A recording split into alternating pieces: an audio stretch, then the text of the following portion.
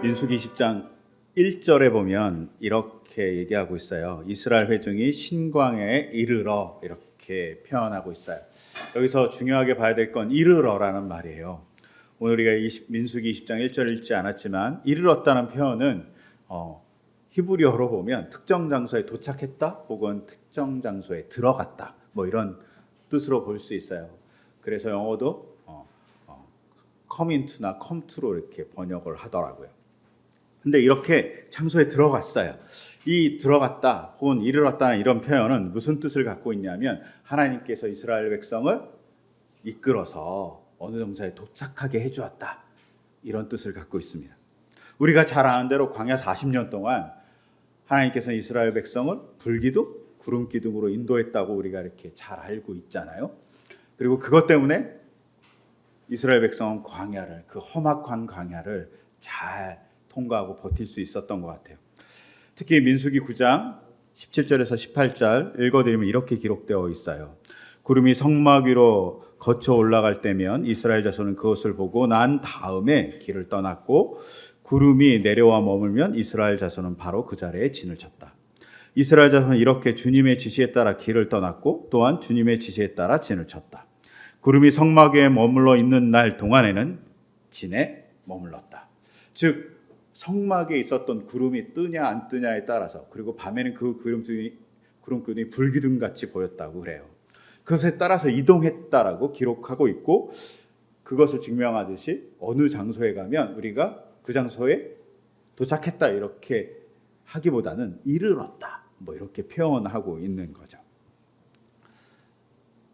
그런데 좀 당황스럽게도 오늘 우리가 읽었던 민수기 20장 14절에는 이르렀다는 표현이 없고 갑자기 에돔왕한테 사신을 보내갖고 우리가 여길 좀 지나가겠습니다 라고 모세가 허락을 받으려는 모습이 등장합니다.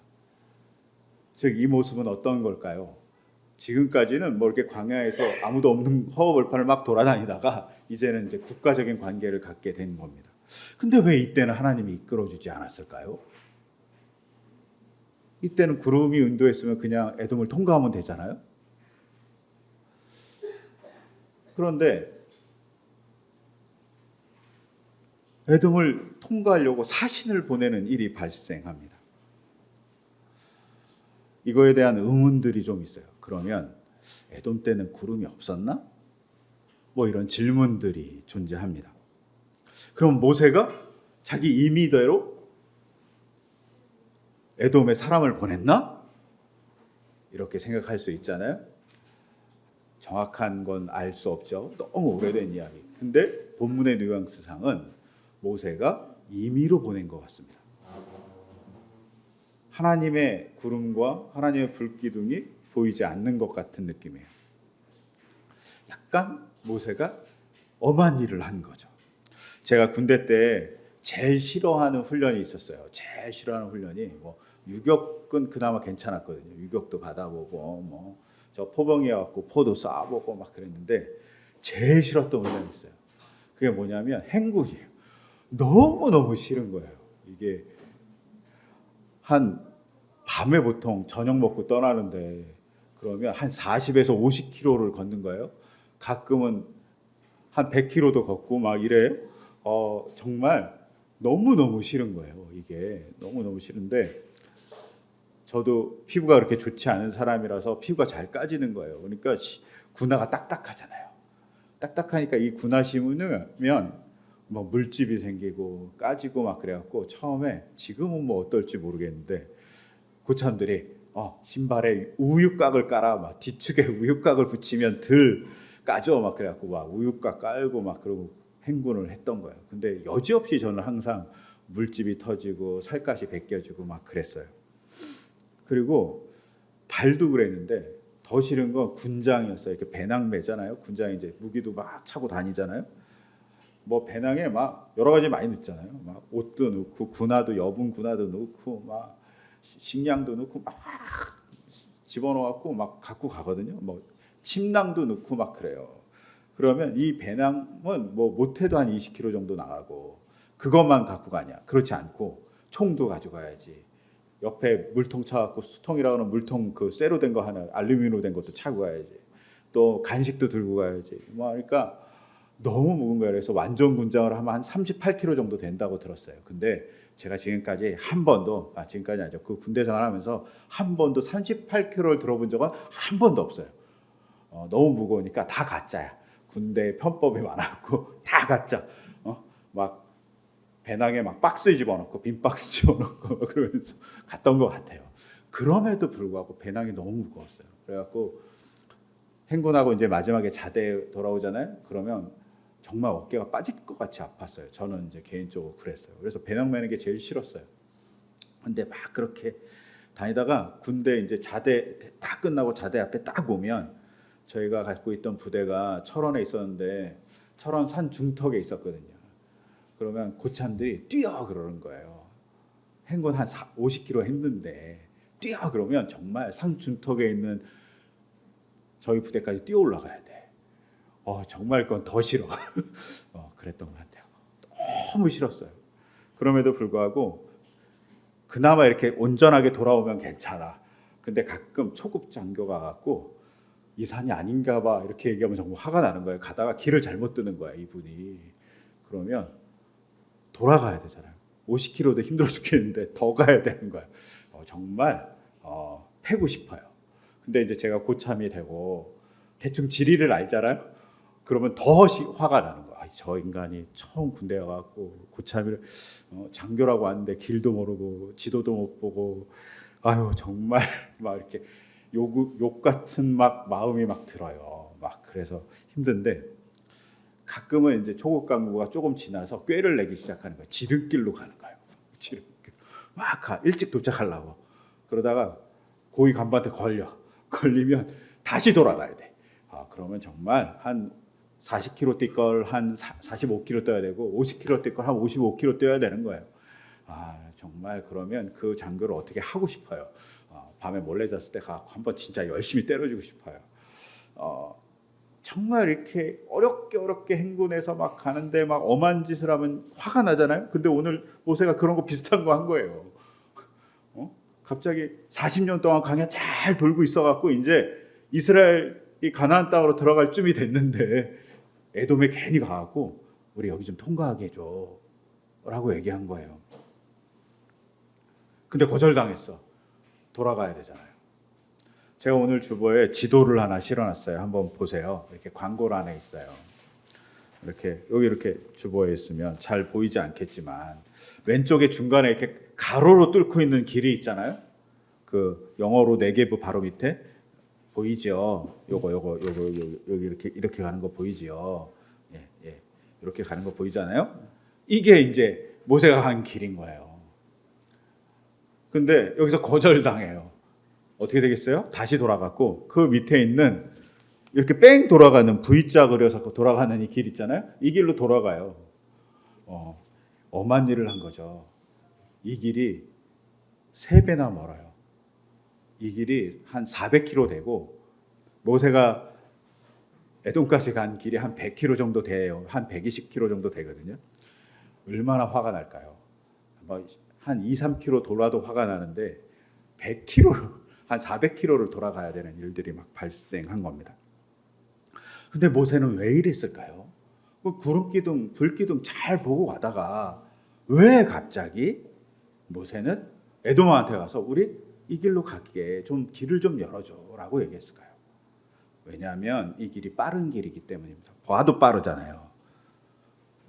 그리고 왕의 길, 고대의 무용로예요. 그 길로 가고 싶다고, 편한 길로 가고 싶다고 얘기한 겁니다. 근데 이렇게 말한 이유가 있어요. 이렇게 말한 이유는 오늘 우리가 읽었던 민수기 21장 4절을 보면 알 수 있어요. 제가 다시 읽어드리면 이렇게 기록되어 있습니다. 그들은 에돔 땅을 돌아서 가려고 호루산에서부터 홍해길 따라 나갔다. 길을 걷는 동안에 백성들은 마음이 몹시 조급하였다. 마음이 되게 조급했다는 거예요. 모세도 마음이 조급하니까 구름기둥을 안 보고 그래 여기 빠른 길 있지 에돔 통과해서 가야지 하고 에돔 통과하려 했던 거죠.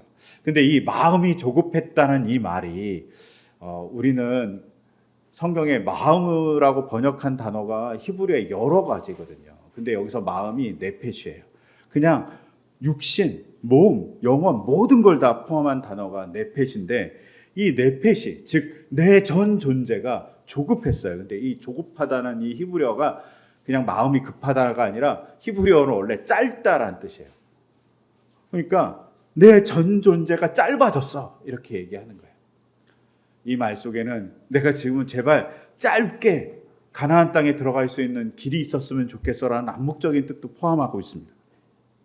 간절했던 거죠. 조급한 거예요. 이제 40년 광야 생활 끝날 쯤 된 거예요. 그러니까 가나안 땅에 빨리 가고 싶은 거예요.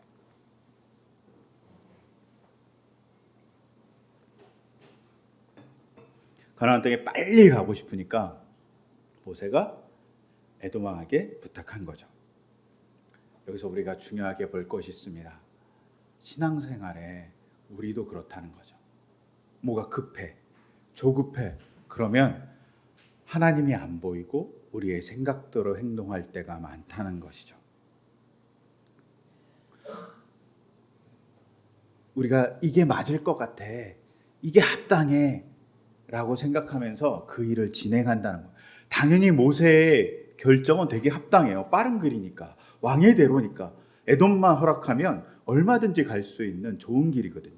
그런데 그 좋은 길을 가려고 할 때 모세가 먼저 했어야 될 게 있었던 거죠. 그죠? 하나님이 어디로 지시하는지 물어봤어야 되는 거예요. 근데 그 일을 하지 않습니다. 실컷 구름기둥 따라오고 불기둥 따라왔는데 가나안 땅 거의 다 와서 그걸 무시해버립니다. 근데 이 무시하면서 모세가 한 말이 더 놀랍습니다. 왜냐하면 기독교인들이 이런 말을 많이 하기 때문이에요. 모세가 에돔왕에게 사신을 보내고 이렇게 이야기합니다. 일찍이 우리 조상이 이집트로 내려갔고 우리는 오랫동안 이집트에서 살았습니다. 그런데 이집트 사람이 우리와 우리 조상들을 학대하였습니다. 그래서 우리가 주님께 부르짖었더니 주님께서는 우리의 부르짐을 들으시고 천사를 보내셔서 우리를 이집트에서 이끌어내셨습니다. 이제 우리는 임금님의 영토 경계에 있는 성읍 가데스에 와 있습니다. 신앙적인 고백을 하고 있잖아요. 하나님이 우리를 구해주셔서 우리가 이집트에서 탈출했을 뿐만 아니라 그 구해주신 하나님이 천사를 보내서 우리를 이끌어주셔서 임금님의 경계에 있는 성 가데스에 와 있습니다. 우리가 하나님의 도움을 이렇게 왔습니다라고 하나님 이야기를 한참 하고 있는 거죠. 외교에서 하나님 얘기를 하고 있어요. 이 당시에는 그런 일이 비일비재했지만 근데 여기에 중요하죠. 신앙 고백이 담겨져 있어요. 그런데 문제는 하나님을 안 봤다는 게 있어요. 과거를 해석할 때는 하나님이 도와주셔서 우리가 이렇게 있어요라고 하는데 현실의 결정에서는 자기의 편한 것을 따라 결정하는 겁니다. 우리도 그러지 않을까요? 우리가 결정할 때 우리는 하나님의 편에 서서 결정하나요? 아니면 하나님의 뜻에 따라 결정하나요? 아니면 우리의 생각과 우리가 합리적이라고 생각하는 것, 우리가 경험한 것에 의해서 결정하나요? 제가 이렇게 설교를 준비하다가 우연찮게 우루과이 성당에 있는 주기도문이라는 것을 읽게 되었어요. 우루과이 어떤 성당 벽면에 주기도문을 써놓고 그 밑에다가 이렇게 주기도문에 대한 하나씩 글을 한 줄씩 달아놓은 거예요. 근데 이렇게 써 있는 거예요. 하늘에 계신 하지 말아라. 너희는 세상 일에만 빠져 있지. 하늘에 계신 이라고 얘기하면 너희는 세상 일에 빠져 있어. 우리라고 하지 말아라. 너 혼자만 생각하며 살잖아. 아버지라고 하지 말아라. 너는 하나님의 아들, 딸로 살지 않잖아. 아버지의 이름이 거룩히 빛나시며 라고 하지 말아라. 자기 이름을 빛내기 위해서 안간힘을 쓰면서 하나님의 나라가 오시며 라고 말하지 마라. 물질 만능의 나라를 원하면서 아버지의 뜻이 하늘에서와 같이 땅에서도 이루어지게 하소서라고 하지 말아라. 너는 너 뜻대로 되기를 기도하면서 오늘 저희에게 일용할 양식을 주옵시고 하지 말아라. 가난한 이들을 본체만치 하면서 저희에게 잘못한 일을 저희에게 잘못한 일을 저희가 용서하오니 저희 죄를 용서합시고라고 하지 말아라.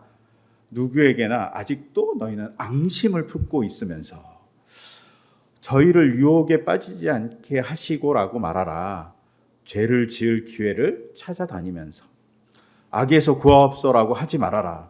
악을 보고도 아무런 양심의 소리를 듣지 않으면서 아멘이라고 하지 말아라. 주님의 기도를 진정 나의 기도로 바치지 않으면서 라고 이렇게 써 있다는 거예요. 주의 기도를 하나하나 반복하면서 너 자신을 좀 봐봐. 너는 하나님의 아들로 살지도 않고 너는 하늘에 계신 아버지에 대해서 얘기하지만 세상 일에만 빠져 있고 우리라고 얘기하지만 너는 되게 이기적이어서 너 혼자만 생각하잖아. 아버지의 이름을 거룩하게 내려고 하는 게 아니라 너 이름만 내려고 하잖아. 하나님 나라에 대한 얘기하지만 물질 만능에 빠져갖고 너는 돈만 생각하잖아. 하나님의 뜻을 아니 너는 너 뜻 네가 잘 되기만 위해서 기도하잖아. 뭐 이런 얘기죠. 일용한 양식 얘기하지만 너는 일용한 양식이 없는 사람을 본체만 찾아. 혹은 저희의 잘못을 막 용서해 달라고 하는데 너희도 나도 용서해 줬으니까 용서해 주세요라고 하지만 항상 앙심을 품잖아. 유혹에 빠지지 않게 얘기하지만 너는 죄를 쫓아다니잖아. 뭐 악에서 구하옵소서 하지만 양심의 소리는 절대 듣지 않지. 뭐 이런 얘기를 쭉 하고 있는 내용인 거죠. 여러분, 신앙인으로서 과거를 해석함에 있어서는 잘 할 수 있어요. 그것도 어려운 일이죠. 과거를 감사함으로 하나님의 능력으로 해석하는 거 잘 할 수 있어요. 그러라고 우리 훈련을 많이 받았어요. 그런데 그걸 갖고 해야 될 일은 현실을 해석하고 미래를 해석하는데 우리는 과거만 해석하고 현실은 딴 걸로 해석하는 거예요. 나의 이익, 내가 원하는 것, 내가 하고 싶은 것. 그걸로 해석하고 그걸로 선택하는 거죠. 모세가 그랬다는 거죠. 기껏 구름기둥, 불기둥 쫓아왔는데 갑자기 에돔을 보고 에돔에 저 왕의 대로만 통과하면 금방 가니까 라는 생각에 딱 머물자 구름기둥, 불기둥이 보이지 않았다는 겁니다. 여러분, 우리가 이럴 수 있어요. 이거는 저도 마찬가지입니다. 선택함에 하나님이 원하시는 게 무엇인지 물어봐야 됩니다. 근데 놀랍게도 오늘 본문에서는 이렇게 실수를 했던 이스라엘 백성이 또 좋은 행동을 하는 모습을 보여줘요. 그리고 이렇게 실수한 모세의 모습은 앞부분에 있던 무리바 사건과 연계돼요. 무리바 사건이 왜 일어났는지, 왜 하나님이 너는 나를 신뢰하지 않았어라고 얘기했는지 잘 증명하는 게 에돔의 왕의 대로로 가고 싶었던 모습일 수 있어요. 근데 이런 조금 악한 모습을 갖고 있는 모세와 이스라엘 백성이 또 대단히 선한 행동을 합니다. 그리고 하나님의 백성으로서의 모습을 보여줘요. 이건 아마도 광야에서의 훈련 때문에 하나님과의 만남 때문에 가져진 또 하나의 가치관일 거예요. 그게 뭐냐? 하나님의 뜻을 잘 보지 않았던 이 사람들이 에돔 사람들이 길을 양보하지 않고 길을 막고 군대를 보내갖고 막 싸우려고 해요. 그러면 보통 때 이스라엘 사람은 어떻게 했을까요? 요 앞부분에 출애굽기 17장 그리고 심지어는 바로 뒷장인 민수기 21장에서 이스라엘 사람들이 어떻게 하냐면 그렇게 막으면 전쟁했어요. 자기를 막잖아요. 21장에 가면 시원이라는 사람 왕하고 전쟁해요. 그래서 그걸 뚫고 지나가 버려요. 심지어는 그 땅을 다 점령해갖고 자기 땅으로 삼아버렸어요. 근데 에돔한테 안 그래요. 왜요? 에돔 왕한테 사진을 보낼 때 첫 마디에 있어요. 이스라엘 왕의 형제인 에돔은 누군가요? 에돔의 조상이 누군가요? 에서입니다. 자기는 야곱의 후손이고 에돔은 에서의 후손이에요. 그러니까 형제라고 생각하는 거예요. 형제니까 싸우지 않는 거예요. 형제니까 우리가 존중해 주는 거예요. 이스라엘 백성이 얼마든지 싸울 수 있었다고요. 바로 뒷장에 쌓아놓은 얘기 나오거든요. 가는 길을 막으니까. 그럼에도 불구하고 형제이기 때문에 싸우지 않습니다. 이 형제인 에돔을 위해서 싸우지 않기 위해서 이 사람들이 3배나 긴 길을 가는 거예요. 우리가 가데스바네에서 에돔까지가 한 120km 정도 돼요. 근데 지도에서 보듯이 이렇게 V자를 길어서 이렇게 가면 한 400km를 돌아가야 돼요.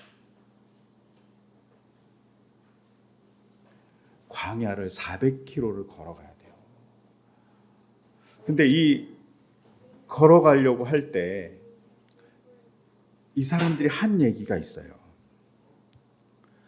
이 사람들이 뭐라고 얘기했냐면 임금님의 형제 이스라엘은 다음과 같이 요청하는 바입니다.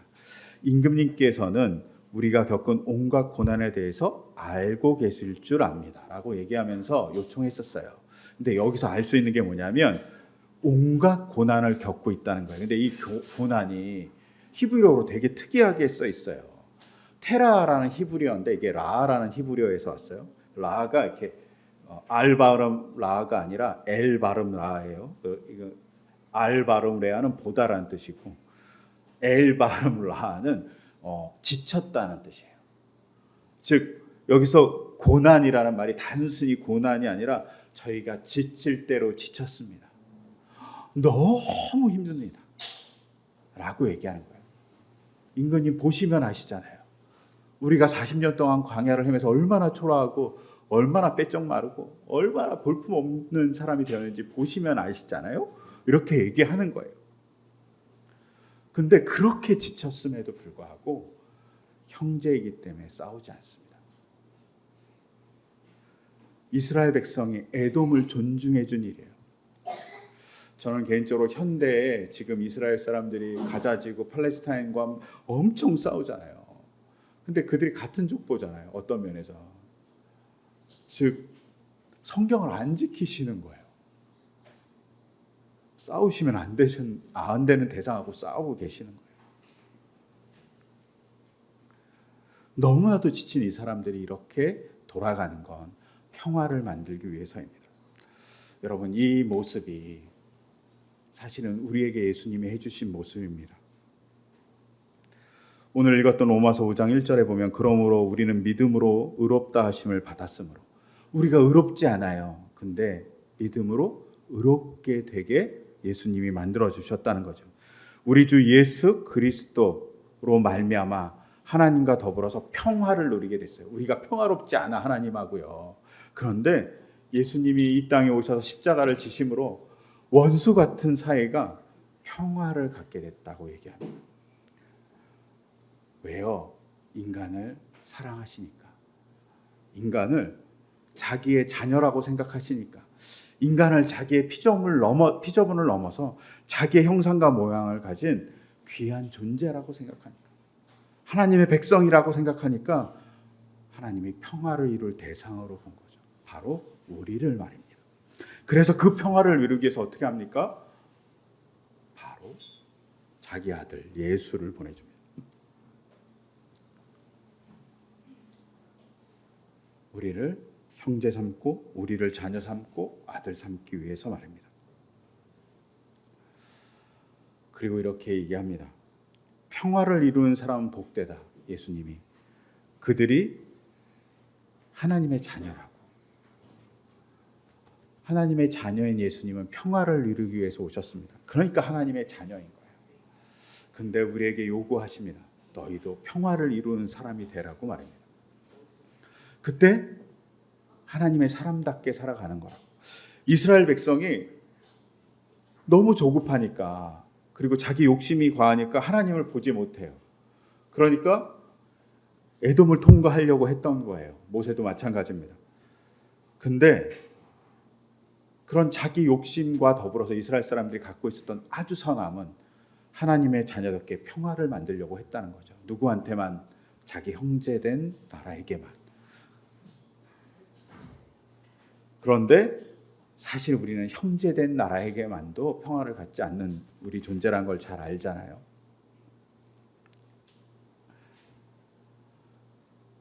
평화된 존재로서 살려고 지치고 막 어렵고 막 그런 이스라엘 백성이 감내하면서 노력하면서 에돔을 돌아서 올라간 거예요. 그래서 가나안 땅에 들어갈 수 있었습니다. 평화를 추구했기 때문입니다.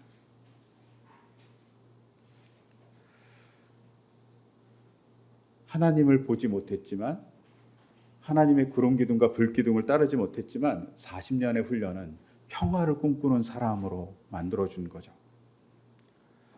여러분, 이스라엘 백성의 모습이 이렇게 조금씩 변했어요. 우리도 마찬가지일 거예요. 이스라엘 백성이 하나님의 인도를 보고 잘 따라갔으면 더욱 좋겠지만, 그럼에도 불구하고 따라가지 못하지만 하나님의 백성답게 살려고 평화를 꿈꿨습니다. 마찬가지로 우리도 하나님을 잘 따라가야 됩니다. 우리의 욕심, 우리의 조급함으로 하나님을 못 볼 때마다 하나님 보게 해달라고 기도하셔야 됩니다. 모세와 이스라엘 백성 같은 실수를 하지 말아야 됩니다. 그런데 이스라엘 백성이 우리보다 조금 더 나은 건 그런 실수를 했음에도 불구하고 평화를 꿈꿨다는 거죠. 이 당시 이스라엘은. 우리도 이런 모습을 닮았으면 합니다. 누군가의 자리에서, 어떤 삶의 자리에서, 직장 안에서 혹은 가정 안에서 우리가 평화를 만드는 사람이기를 소망합니다. 학교 안에서도 평화를 만들어가는 사람이기를 소망합니다. 그럴 때 하나님이 이렇게 얘기할 겁니다. 너는 내 자녀다. 예수님이 그 자녀가 복이 있다고 얘기하셨습니다. 그래서 하나님이 너는 복되다 라고 얘기해 줄 거라고 믿습니다. 우리가 이렇게 평화를 만들어가는 우리 공동체 또 우리 자신들의 삶이기를 소망합니다. 그 소망을 담아서 제가 기도하겠습니다. 하나님, 우리가 평화를 만들어가는 사람이기를 소망합니다. 그러기 위해서 하나님의 말씀 따라 잘 살아가기를 소망합니다. 입술로만 이야기하는 것이 아니라 행동으로, 손으로, 발로, 마음으로 하나님을 따라가는 사람이기를 소망합니다. 또 현실의 결정에서 언제나 하나님이 원하시는 결정을 해나갈 수 있도록 하나님, 우리의 눈을 열어주시고 우리의 마음을 열어주시옵소서. 이 모든 것 주 예수 그리스도의 이름으로 기도드립니다. 아멘.